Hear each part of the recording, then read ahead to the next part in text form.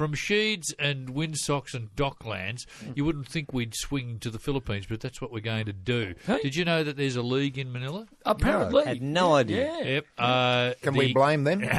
The Philippine Eagles won the Manila Cup just last weekend, and joining us from the Philippines AFL is Derek Ackary. Hello, Derek. Welcome to the Coodabeens. How you going, boys? Yeah, real well. Are you talking to us from Manila? Yes, I am. Yep. Can I tell you something? Yeah. We need to get your phone and give it to Terry Danaher. Terry Danaher, we were talking to before the news, was in Doncaster, and his phone was dreadful. You're in Manila, and you're coming in loud and clear. Yeah, well, it's a bit hit and miss with the phones up here, so maybe we're just lucky today. We've hit. Now, Derek, tell us about the Philippines AFL. Well, the PAFL's been going since 2004, and we're only a two-team competition at the moment, which sounds a little bit strange, but we don't have the same players playing week in, week out. A lot of the boys sort of travel for work and so on and so forth, but we managed to get about 30 players turn up every week, so we split that into sort of two teams of 15 or so, and we've been playing every week during the AFL season since 2004 until now. Do you have a final system?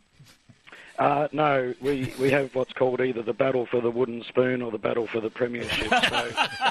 So I'm guessing one team is the Philippines. Who's the other?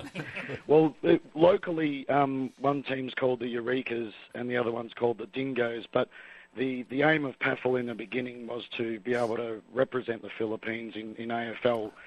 They have what's called the Asian Championships, which has been held in Asia, which is a relatively informal sort of competition, but it's been held since about maybe 99 or 2000, something like that. So our goal was to enter a team into the Asian Championships, and we came up with the idea of creating a little bit of a mini comp, and just to sort of get the competitive juices flowing, and so that's the Philippine Eagles team. So that's the way it works. So you got those two teams in the Manila League. Yep, which is the PAFL. Yeah, but then last weekend you had the Southeast Asia area represented in the Manila International Cup. So where did all the teams come from last week? Okay, last week we had a team from Hong Kong, Malaysia, Singapore, Vietnam and Laos. And we had the Philippine Eagles. We had a Philippine Eagles second team, which was known as the Barbarians, the microsourcing Barbarians.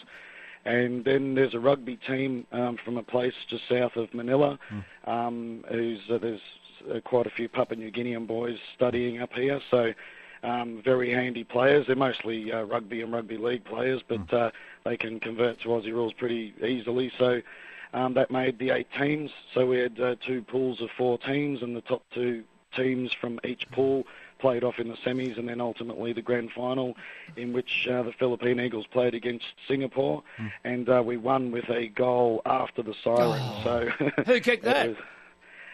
Travis Bull, our captain. Travis Bull? We used to have a bloke called Travis Bull used to write to us. Oh, really? Yeah. Might be the same bloke. Same guy. 8-6 to 8-3. Sorry, what's that? 8-6 to 8-3. Yes, that's right. That was the final score with a goal after the siren. So, How far out was he when he kicked the goal? About 20 metres. Oh, come on. Must have been at least 60 or 70. on an acute angle. Into a wind. It wasn't quite the Billy Brownless story, but it was pretty good. We savoured the moment. Don't worry about that. And Derek, were there wild scenes then after the ball sailed through the big sticks? Yep, it was absolutely unbelievable, euphoric scenes. I mean, we had some legends up here at the time, so Ron Barassi, Murray Wiedemann, Simon Beasley, who else was there? There's Dale Waitman, Jimmy Jess. Yep, so they were all here watching from the sidelines, and when we actually didn't hear the siren, we saw Travis lining up for a goal, and he kicked it, and a few people ran out on the field, and I'm looking around thinking, geez, the siren hasn't gone yet, what's going on here?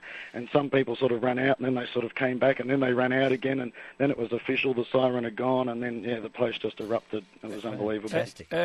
Simon Beasley was just watching the football, I trust, Derek? Yes, he was. Yes, very keen observer, very astute, and yes, he was enjoying the football. Don't worry about that. That's a very good word, astute. I was just wondering if when he was having that shot for goal, that a whole lot of them didn't get together and put up a human pyramid to try and stop him from kicking the goal.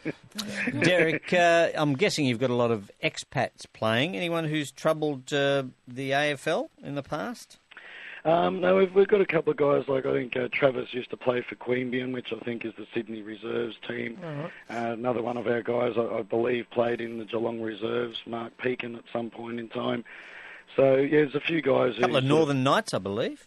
Yeah, a couple of Northern Knights, and the best thing about that is both of those guys are Filipinos. So one of them was born in the Philippines and went to Australia when he was about 5. And he ended up becoming the first Asian to play representative football in Australia when he played with the Northern Knights. What's his name? His name's Winner Santos. Right, Winner Santos. Yes. I see his name here. And I understand now that the ground was marked out on the pristine fields of the Manila Polo Club. Yes, that is correct. It sounds a bit strange, but there were no horses on the ground at the time, which is a good thing. But no, unlike Australia, it's very difficult to find playing facilities up here. So the Polo Club is about the only place where we could hold a tournament like this. I mean, if it wasn't for the Polo Club, the tournament wouldn't exist because we simply don't have the facilities for it. So, and we play 12 aside. That's 12 on the field. And we have the grounds divided up into 3 zones. So that stops the flooding? Well, it doesn't quite stop the flooding, but it stops people from getting a centre bounce tap out and kicking a goal from, sort of 60-odd metres out. So it brings more people into the play, and no, it works very well. That's the same model that we use for our weekly games as well. And I presume you'll be playing in pretty warm conditions. Yes, extremely warm. A few of the boys were dry retching last week. Dear. No doubt about that. And that was before they even got to the ground. Is that because you had a sportsman's night the night before the game? It's quite possible, yes. I mean, we actually did have a sportsman's night with the legends, with Barassi and Wiedemann and Flea and the rest of it. So had a bit of an auction and raised some money for the club. And, so it was a little bit of a late one on Friday, but no, everybody was there on Saturday ready to rock and roll, and it was the most successful tournament we've had to date. We also had an Auskick program that we've been running this year. We had a game with the kids as a curtain raiser for the grand final, so we had about, 20, 24 kids turn up and play in that. So it's all starting to really happen after 10 years of hard work, but it's starting to sort of get to where we want it to be. And then after the game, everyone went out and visited the various Aussie bars to celebrate. Yes. Was there a bloke called Heath Middleton playing? Yes, Heath played and actually ended up breaking one of his fingers. He dislocated 2 of them. And one of them... Derek, everything's all right. His mother lives next door to me, and she's very worried about him. I think his wife's even more worried. So his hands are okay, aren't they? Yes, good. He's fine. He's fine. Yeah, no problem at all. We thought it was broken, but the X-rays were inconclusive. That'll be a great comfort to Derek, thanks so much. What a wonderful story, the Manila Polo Club. And Champs and I have never been to Manila. We'd love to come up for next year. We're not quite Barassi and Weed, but it sounds like a lot of fun. We'll make you an offer you can't understand. We'll bring Terry Danaher with us. Thanks a lot, Derek. Terry was up here. I'm not sure if you mentioned it. I got the back end of your thing, but he was up here in 2006. Oh, he's already with been David there. Kluge. It's a cavalcade of stars.